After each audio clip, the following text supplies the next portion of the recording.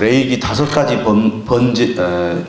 레위기 5가지 제사에 대해서 말씀을 드리고 있습니다. 번제, 소제, 화목제, 속제제, 속건제. 4가지를 제가 3가지를 말씀을 드렸죠. 번제, 소제, 속제제. 오늘 속건제입니다. 수요일에 제가 화목제에 대해서 말씀을 드리려고 합니다.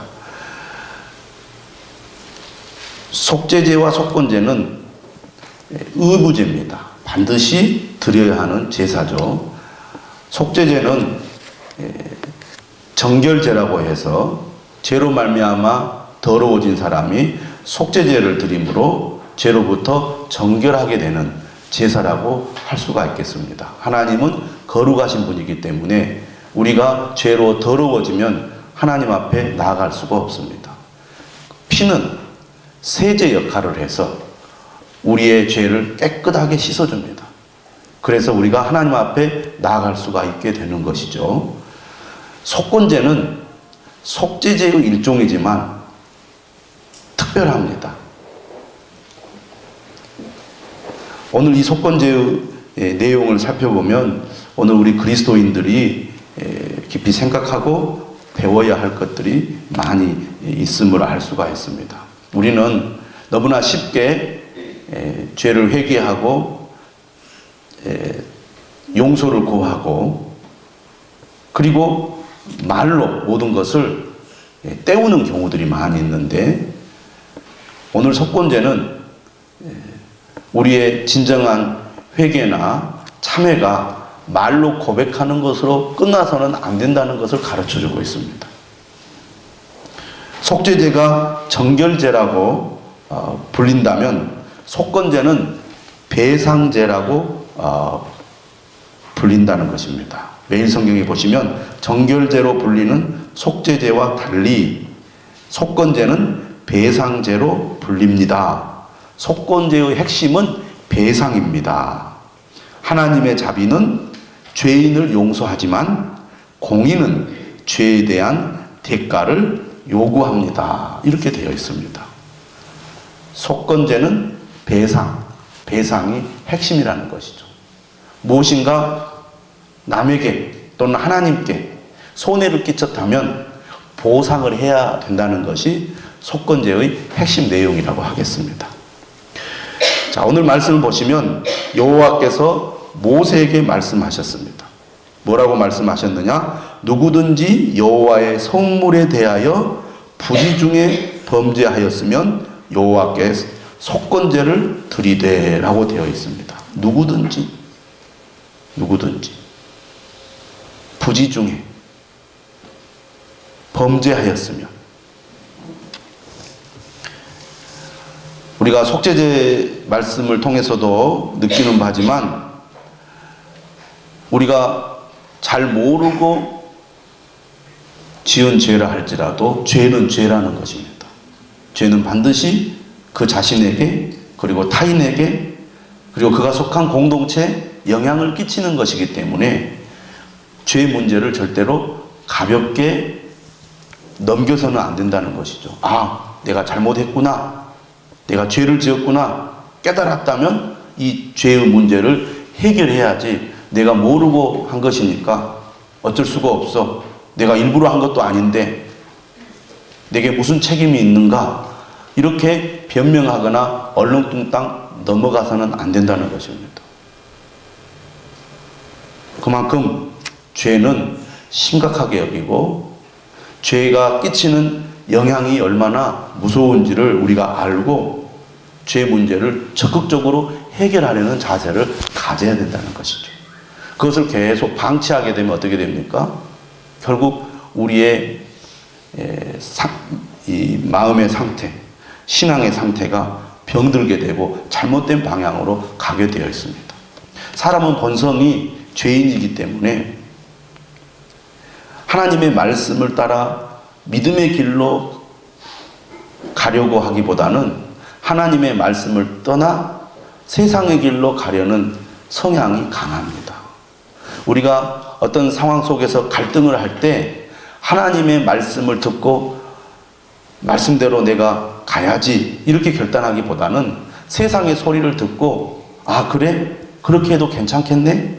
그 길로 가도 큰 문제가 되지 않겠네? 이런 생각을 하면서 세상의 길로 가기가 쉬운 것이 인간이라는 것입니다. 그래서 그런 상황 속에서 우리가 흔들리거나 넘어지지 않으려면 죄에 대해서 깨어 있어야 되고, 죄를 깨달았을 때는 즉시 회개하고 죄 문제를 처리해야 우리가 믿음의 길에서 넘어지지 않고 믿음의 길을 계속할 수가 있고 하나님과의 관계도 우리가 잘못되지 않게 되는 것입니다. 속죄죄나 속건죄, 부지 중에 범죄했더라도 반드시 이 죄의 문제를 처리하라. 이것이 레위기서가 우리에게 강조하는 내용이라고 하겠습니다. 자, 그런데 오늘 15절에 보면 특이한 점이 있죠. 속건죄는 아까도 말했듯이 보상, 배상죄라는 것입니다. 자, 여기 한번 내용을 보시죠. 누구든지 여호와의 성물에 대하여 부지 중에 범죄하였으면 여호와께 속건죄를 드리라고 말합니다. 자, 성물이 뭔가를 한번 생각을 해봐야 돼요. 성물. 성물이라는 것은 거룩한 물건이라는 것입니다. 여러분, 이 세상에 존재하는 피조물은 거룩한 것이 없습니다. 거룩은 누가 거룩해요? 하나님이 거룩합니다. 하나님만이 거룩하신 분이에요. 이 세상에 어떤 피조물도 거룩한 것이 없습니다. 그러면 이 세상에 존재하는 피조물이 어떻게 하면 거룩하게 됩니까? 거룩하지 않는 것이 거룩하게 되는 방법이 있습니다. 그것은 이 세상에 존재하는 사람이나 물건을 하나님께 바치면, 하나님께 바쳐진 사람이나 물건은 어떻게 됩니까? 거룩하게 되는 것입니다. 할렐루야. 제사장은 우리와 똑같은 인간입니다. 그런데 제사장은 그 전 삶을 하나님께 온전히 바칩니다. 세상과는 구별시키는 것이죠. 그래서 세상에서 세상 일을 하면서 살지 못하도록 하나님께서 완전히 원천 차단을 시켰습니다. 그래서 세상 일도 하지 못하게 하고 또 세상의 땅도 차지하지 못하게 합니다. 오직 제사장은 이스라엘 나머지 지파 사람들이 가져다 준 음식이나 필요한 물품들을 받아서 쓰도록 하게 되어 있습니다. 제사장은 오직 하나님을 위하여 그 전 인생을 바친 사람들입니다. 그렇기 때문에 제사장은 하나님 앞에 거룩한 자가 된 겁니다. 거룩한 자가 돼요. 그래서 여러분, 소제를 보면 백성들이 하나님 앞에 곡물 제사를 드릴 때 이 곡물 제사를 100% 다 불로 태워서 화제로 드리는 게 아니고 한 움큼만 이렇게 기념물, 대표성이 있는 기념물로 이렇게 따로 떼어서 그것만 번제단위에 올려서 불로 태워서 드립니다. 나머지 이만큼은 누구에게 주느냐? 제사장에게 줍니다. 그래서 이것은 지극히 거룩한 것이라고 해요. 지극히 거룩한 것. 지극히 거룩하다는 것은 일반 사람들이 절대로 손을 대서는 안 된다는 겁니다. 다시 말하면 이 한 움큼 하나님 앞에 제물로 바치고 태워버리고 나머지 이 지극히 거룩한 것은 무엇에 속하느냐면 성물에 속하는 거예요. 이거는 반드시 제사장만이 먹을 수가 있습니다. 다른 사람은 손대면 바로 속건제를 드려야 되는 거예요. 그래서 지극히 거룩한 것이라고 레위기에 보면 쓰여 있습니다. 자, 컵이 여기 있습니다. 이 컵이나 저 컵이나 다 똑같은 컵입니다. 그러나 이 컵을 하나님께 바치면 이 컵은 성물이 되는 거예요. 성물이 되는 겁니다. 그러니까 이 성물은 함부로 다루거나 또 개인적인 용도로 사용하거나 그래서는 안 되게 되어 있습니다. 부지 중에 하나님께 바쳐진 성물을 개인의 용도로 잘못 사용하여 거룩한 하나님의 물건을 더럽혔을 경우에 뭘 드리게 되어 있냐면 속건제를 드리게 되어 있습니다. 그래서 하나님께 바쳐진 거룩한 제물을 하나님 앞에 바치는 순간 그것은 거룩한 물건이 되는 것이죠. 그래서 제사장에게 마땅히 돌려드려야 될 제물을 일반 백성이 손을 대거나 만지거나 사용하게 되면 그건 범죄가 되는 것이죠. 거룩한 것을 부정하게 하는 죄를 범했기 때문에 속건제를 드리라는 것이죠. 또 성막의 도구나 기구들을 개인의 용도로 잘못 사용했을 경우에 그 역시 배상을 하라고 말입니다. 하나님께 바쳐지면 그것은 거룩한 것이 되기 때문에 함부로 다루거나 함부로 만지거나 함부로 사용함으로써 하나님께 죄를 범해서는 안 된다는 것이죠. 그건 오늘날도 마찬가지입니다. 여러분, 우리가 인간이 참 특이한 게 본성이 그렇겠죠. 자기 물건은 매우 조심히 다루고 아낍니다. 그런데 공공 기물이나 물건은 그렇게 주의를 기울이거나 조심성 있게 잘 다루지 않고 그냥 아무렇게나 다루는 경향이 있습니다. 우리가 레위기 말씀을 생각해 보면 우리가 하나님께 바쳐진 교회의 모든 기물이나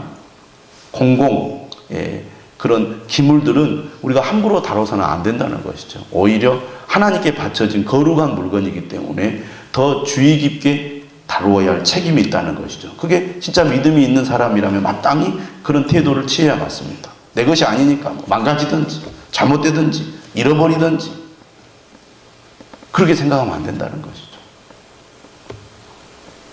그렇기 때문에 오늘 말씀을 보면 네가 지정한 가치를 따라, 여기서 너는 누굽니까? 모세죠. 모세가 얼마 정도의 피해를 입혔는지를 가치를 정하라는 것이죠.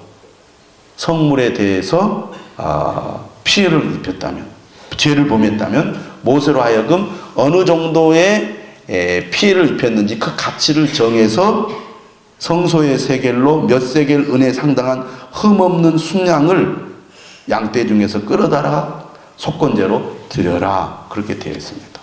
16절에 그렇게 말하죠.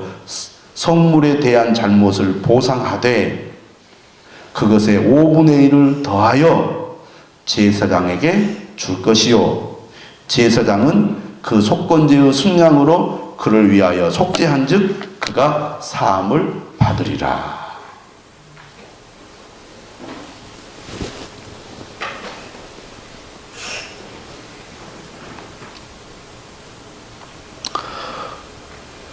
(17절에서 19절) 말씀은 14절에서 16절 말씀과 비슷하기 때문에 넘어가도록 하겠습니다. 성물에 대하여 부지 중에 범죄를 했다면 반드시 속건제를 드려라. 하나님께 바쳐진 거룩한 물건을 함부로 다루거나 여겨서는 안 된다는 것입니다. 교회에 와서 이게 탐나네? 내가 가져가야지. 내 것이 아닌데, 하나님 것인데 슬쩍하거나 함부로 하거나 그런 게 얼마나 하나님이 싫어하는지 알아야 된다고 말입니다. 지금까지 혹시 성물에 대해서 가볍게 여기는 그런 생각을 가졌다면 오늘 이 말씀을 듣고 그래서는 안 되겠구나. 여러분, 죄는 하나라도 우리가 가볍게 생각하면 그 죄가 우리의 발목을 잡습니다. 우리의 목을 조르고 우리에게 그만큼 큰 고통이 되는 것이죠. 그렇기 때문에 깨달았다면 회개해야 돼요. 회개했다면 원위치로 돌려놔야 됩니다. 교회에서 어떤 교회의 물건을 훼손시키거나 파손시키거나 잃어버리거나 그러면 신실한 그리스도인이라면, 하나님의 말씀을 잘하는 그리스도인이라면 보상하는 것이 맞는 거죠. 그렇지 않겠어요? 네. 그리고 그만큼 우리가 조심히 잘 다룰 필요가 있습니다. 다른 사람의 것을 파손시킨 것이 아니고 교회 것을 파손시켰으니까 괜찮겠지. 어때 네. 이렇게 우리가 쉽게 생각한단 말이죠. 그래서는 안 된다는 것입니다. 자, 그 다음에 두 번째는 뭐냐면 1절 이하에서 보면 다른 사람과의 관계입니다. 자, 우리는 다른 사람에게 손해를 끼치면 어떻게 해야 됩니까? 보상해 줘야죠. 그것이 맞는 것입니다. 그런데 오늘 이 1절, 6장 1절 이하에 보면 두 가지를 얘기하고 있어요. 자, 보세요. 2절에 누구든지 여호와께 신실하지 못하여 범죄하되. 어떤 범죄입니까? 이웃이 맡긴 물건이나 전당물을 속이거나 도둑질하거나 착취하고도 사실을 부인하거나. 자, 다른 사람에게 손해를 끼친 것입니다. 다른 사람에게 피해를 준 것이죠. 다른 사람에게 거짓말한 것입니다. 직접적으로는 다른 사람에게 잘못했습니다. 그렇죠? 그런데 2절은 뭐라고 말하느냐? 여호와께 신실하지 못한 것이라고 말합니다. 다른 사람에게 잘못을 하거나 다른 사람에게 손해를 끼친 것은 그 사람에게만 잘못한 것이 아니고 곧 누구에게 잘못한 것이다? 누구에게 잘못한 것이다? 하나님께 잘못한 것이라는 거죠.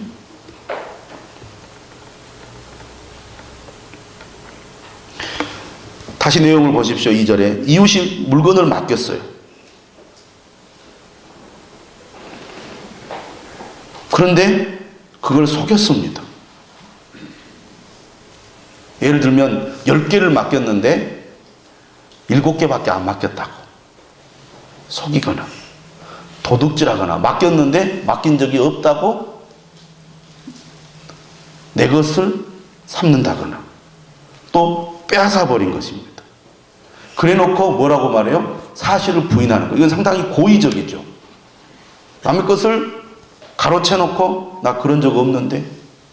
여러분, 우리가 세상에 살다 보면 이런 일들이 많이 있습니다. 남의 것을 가져가 놓고도 가져간 적이 없다고 오리말 내미는 경우들이 종종 있지 않습니까?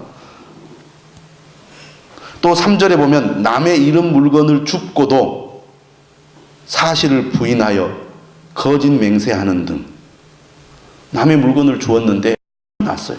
그것을 in my pocket, 내 것을 삼은 것이죠. 여러분, 며칠 전에 인터넷 기사 아마 뉴스 보신 분도 있을 것입니다. 그게 CCTV 촬영이 됐어요. 그래서 걸렸습니다. 어떤 사람이 도로가에서 돈 뭉치를 발견을 한 거예요. 그거를 발로 탁 밟고 살짝 뒤로 빼서 싹 집어넣었어요. 그 돈이 150만 원인가 기었습니다. 근데 그게 걸려서 잡혀 들어갔어요. 예. 견물생심이라고 돈 뭉치를 보니까 탐이 났겠죠. 그래 집어넣는데 안타깝게도, 안타까운지는 아닌지는 잘 모르겠지만 그게 CCTV에 탁 찍힌 거예요. 우리는 누가 보지 않으면 나도 모르는 사이에 슬쩍 이렇게 하는 충동을 받습니다. 여러분 혹시 은행에 가서 자동으로 찾는 곳에서 돈을 딱 찾으러 딱 들어갔는데 그대로 현금이 그 안에 있다면 여러분 어떻게 하겠습니까? 물론 돈이 엄청 많은 돈이면 겁이 나서 못 가져가겠죠. 신고하겠죠. 그런데 한 10만 원이나 15만 원이나 5만 원이나 있으면 어떻게 해요? 하나님 감사합니다. 깜빡하다가 돈은 안 가져가고 카드만 가지고 급하게 가는 경우들이 있거든요. 그러면 시간이 좀 지나서 돌아오면 돈이 그대로 있거나 은행에 맡겨서 주인을 기다리고 있는 경우는 거의 드문 것 같아요. 이게 웬 떡이냐 하고 그냥 집어넣는 경우가 많다고 말입니다. 그런 일들이죠. 그런데 자 그렇게 됐어요. 그렇게 됐는데 4절에 보니까 이는 죄를 범하였고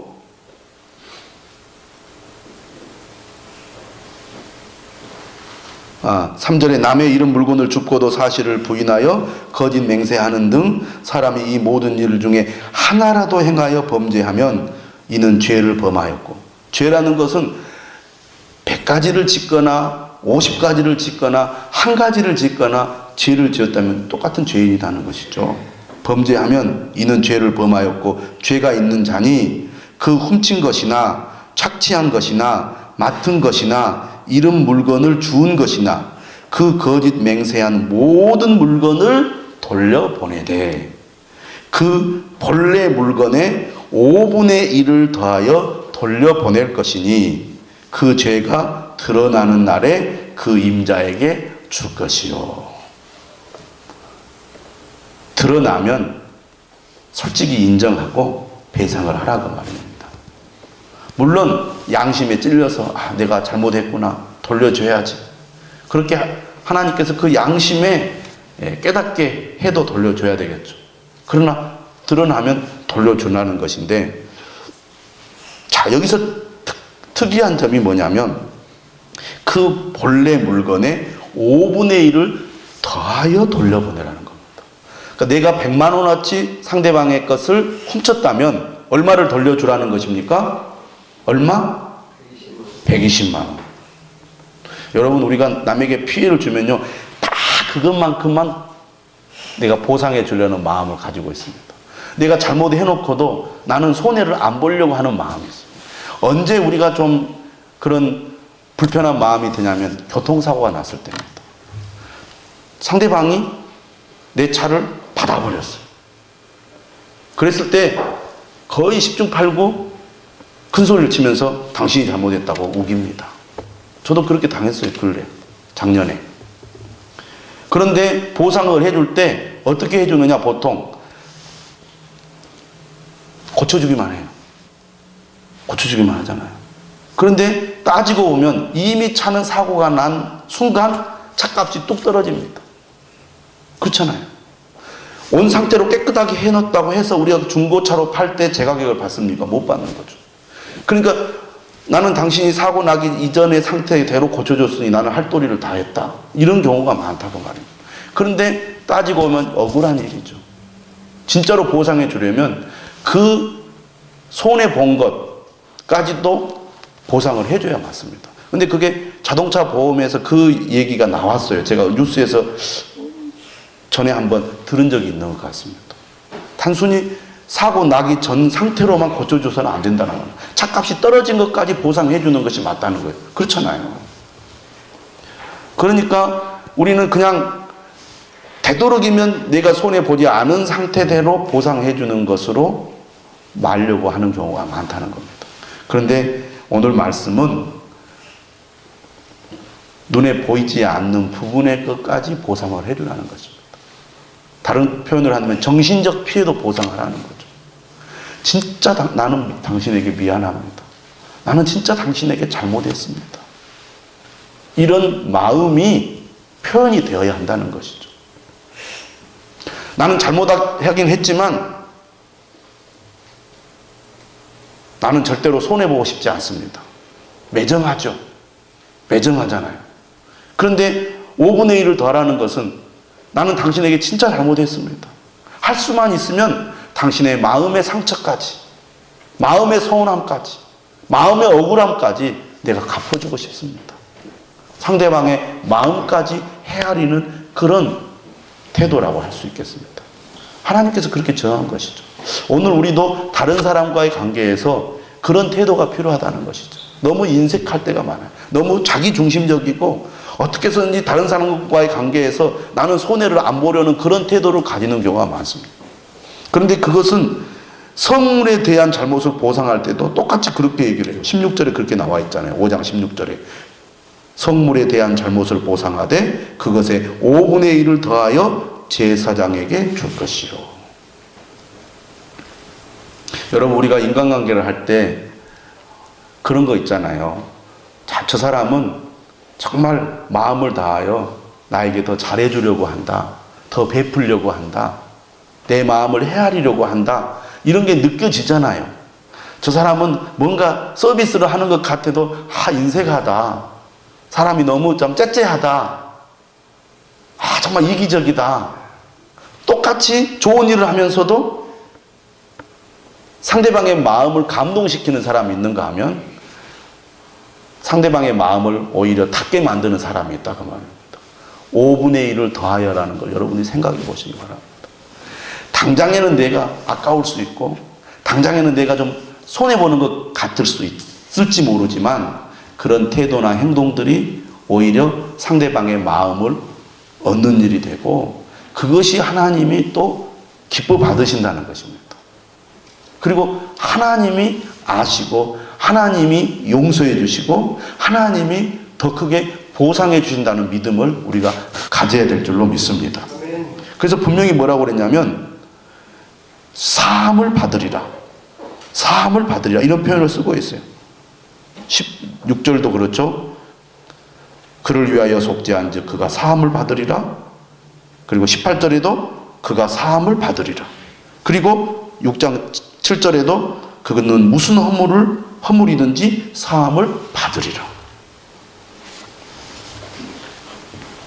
하나님께서 원하는 것이 무엇인지를 5분의 1을 더하여 돌려보내라는 말씀 속에서 우리가 깊이 깨달을 수 있기를 바랍니다. 다른 사람에게 잘못했다면 배상해라 그 말입니다. 자, 근데 거기서 끝나지를 않아요. 자, 거기서 끝나지 않습니다. 6절 보십시오.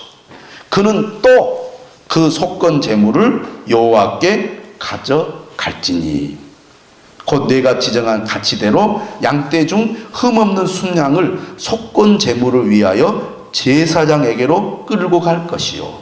자, 분명히 잘못은 다른 사람에게 한 겁니다. 그리고 그 사람에게 보상을 해줍니다. 보상을 하되 5분의 1을 더하여 해줍니다. 내가 힘껏 상대방에게 내 잘못을 인정하고 용서를 구하는 행동을 했습니다. 자, 그런데 그것이 끝이 아니라 이것은 다른 사람에게만 범죄한 것이 아니라 하나님께 신실하지 못한 것이고 하나님께 범죄한 것이니 하나님께 속죄하는 제물을 드리라는 것입니다. 그러니까 하나님께 우리가 용서를 구해야 한다는 거죠. 그러니까 우리가 누구에게 잘못했다면 하나님 제가 잘못했습니다. 말로만 그렇게 때우지 말고 직접 피해를 준 사람에게 찾아가서 용서를 구하고 보상할 것은 보상하고 그리고 하나님 잘못했습니다. 용서해 주십시오. 책임 있는 행동, 책임 있는 회개, 책임 있는 믿음을 보이라는 겁니다. 오늘 우리 그리스도인들이 잘못 착각하면 하나님이 다 용서해 주셨기 때문에 예수님이 우리 죄를 위해 다 피 흘려 우리 죄값을 치렀기 때문에 우리는 그냥 말로만 때우면 된다.